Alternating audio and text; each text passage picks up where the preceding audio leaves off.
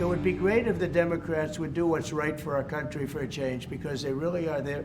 They've lost their way. Everything's transgender. Everybody transgender. That's all you hear about.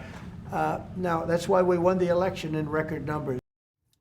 Everyone's transgender. President Trump kicking a party while it's down as Democrats face the grim reality that their lost in the wilderness phase might turn into a permanent hiking trip. And you know what happens on hiking trips, Dana? Never go. Bill Maher confessing to Kid Rock that Joe Biden might be the last Democratic president.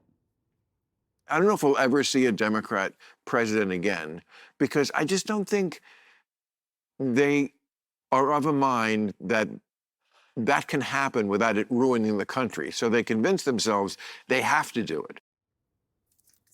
It's not just the presidency they risk losing. There's new signs the midterms aren't going to be a cakewalk. Democrats' own internal polling shows the party is losing trust in battleground districts and struggling to connect with independent voters, just 27% of whom believe Dems are focused on helping them. 56% said Democrats are not looking out for working people.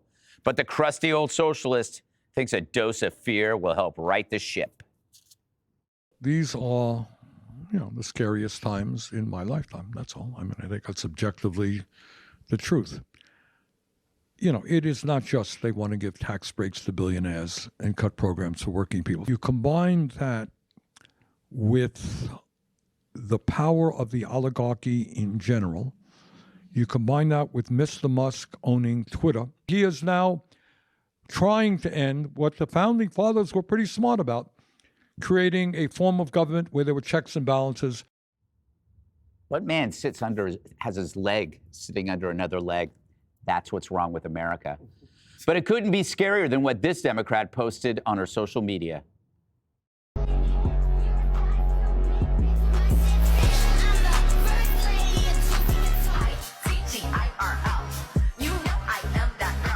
Nice. She looks like the lead singer of Jane's Addiction. You guys wouldn't know that. All right, Harold, I have to go to you first because you are the resident Democrat here. You saw Bill Maher, he seems very dejected. It seems like every Democrat seems to be dejected except you. Why is that? Well, good to be with you. It's 60 days, a little less than 60 days into President Trump's presidency. He's doing a lot of the things he said he would do. He's created a sense of unsettledness around him that I think the president, to his credit, is able to thrive in. Democrats have to remember, and there are a lot of Democrats who are students of just TikTok and Instagram and X. Yes. Nothing against any of those companies, but you've got to go back a little bit. I remember, and I've shared on this show, I didn't think when I was 18 or 19 years old the Democrats would ever win the presidency either. So I decided, I was fortunate, my father was in Congress. He helped me get a job with a guy named Louis Sullivan, who was the Secretary of Health and Human Services for President Bush, H.W. Bush. I remember him. I wanted to work in the administration in the executive branch. Lo and behold, 3 years later, this governor out of Arkansas, who really spoke to and tried to personify and embody the things that Bill Maher is talking about and others are talking about, or even some of the things that Bernie Sanders is talking about, understanding people, talking to people, understanding their pain. He got mocked for some of those things. He emerged with an agenda. It was a moderate, to the points been made around the table, how more Democrats want Democrats to be moderate, and I think independents do as well. And he went on to beat a president in President Bush, who had some of the highest approval ratings in 1990 when General Norman Schwarzkopf kicked Saddam Hussein out of Kuwait. This is history.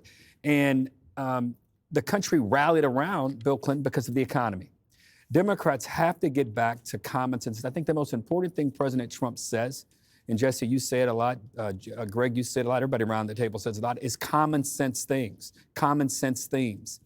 We've got to get back to that. If we don't, Bill Maher may be right, but I'm 54 years old. There's no way we're not going to have another Democratic president again. I remember when Obama was elected, people thought that demographics in the country would change and benefit Democrats so much. Black Americans and Hispanic Americans would all rally. And what happened? You had a guy named Donald Trump figure out a way to talk to those people and got more of their votes than Republicans have gotten in the past. So I still have great optimism that the country is going to be great and Democrats will be a part of making it greater. So what I got from that, Harold, is that you're 54. I'll be 55 in May, just kidding. Wow, you don't look a day over 56. Thank you. Yes. Thank you. Is it the hair? Yeah, it's the hair. You know, Dana, what Harold talks about is that, Okay, so Clinton, he can talk to the average citizen who lives in the real world. That was what he was known for. I feel your pain. When Harold says, it basically, right now, this party basically chose the wrong path. The appeasement of activists who don't live in the real world. How do you get out from that path at this point?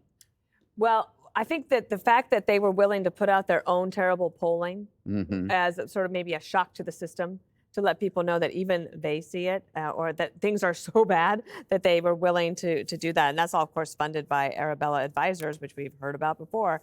And they are certainly very, very liberal, and they see the writing on the wall. I saw a different poll today that I thought was worth bringing up just as an illustration of this point.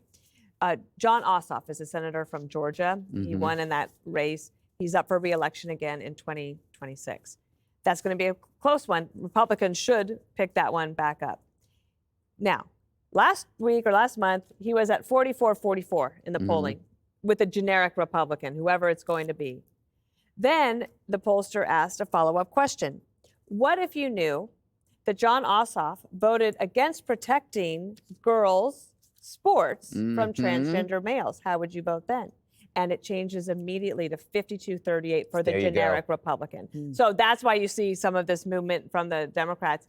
I just don't know how you erase those votes. Like, how all of a sudden are they going to have a change of heart? They have to be brave enough, Judge, to say we don't want to be in bed with these activists anymore. But they can't. They're too scared. Yeah, it's amazing that they won't separate themselves from the progressives. They have to understand, because everyone gets it, that it's because of the progressives that they lost the election. Whether it's the progressive takeover or the influence, I don't know what it is. But what you've got the Democrat Party that, it's declined with voters. You read the stat right at the beginning that they don't respect work. Well, if they don't respect work, how do they respect workers? I mean, it's no surprise that the unions have gone for Trump. But, one of the things that you said, Harold, was the ability to talk and the ability to talk to people. I was thinking about that today, not with respect to this issue, but Donald Trump was talking about the war in Ukraine. And he talked about the fact that they've got Ukraine to agree, and now they're working on Putin and Russia. And he said, I don't want any more dead men. This is reminiscent, not that he was there, obviously, but, it's almost like a civil war, what happened, just young men dying all over the place. And it's the first time I heard a president talk about people dying with such passion. Because presidents talk about, the soldiers dying with such detachment that it doesn't connect. He connects with people. And the Democrats have, they've got themselves on this moral pedestal. We know what you need to do, to make a better America. They don't live in the real world. They don't live with the rest of us. It's as simple as that. Speaking of simple, Jesse, the judge makes a good point about it seems like America is responding to clarity, so that even when Trump says everyone's transgender, that's not true, but directionally, we understand exactly what he means, because in our culture, everywhere we looked, that was injected into every kind of cultural arena. There it was, and we were to accept it. Many people think you're transgender. Well, you know what? I've identified. I changed my mind a lot. I don't know what I am right now. You asked the question about whether the Democrats are going to go extinct. I hope so. I'm not one of those people like you that think, it's really healthy for the country if you have two strong parties. Get out of here. You said you think that in the past. You think it's good for both I parties want to to be burn your village and steal your women. Metaphorically speaking. I want one of those great stretches where it was like Reagan, Bush, and if it wasn't for Ross Perot, it would have been 16 straight years. That's what I want, and that's what I expect. And that doesn't mean I'm saying red wave. Yes. Let's just be clear. The Democrats right now are at a messaging retreat in Virginia. They're just trying to trick you. What do they stand for? What do you stand for, Democrats?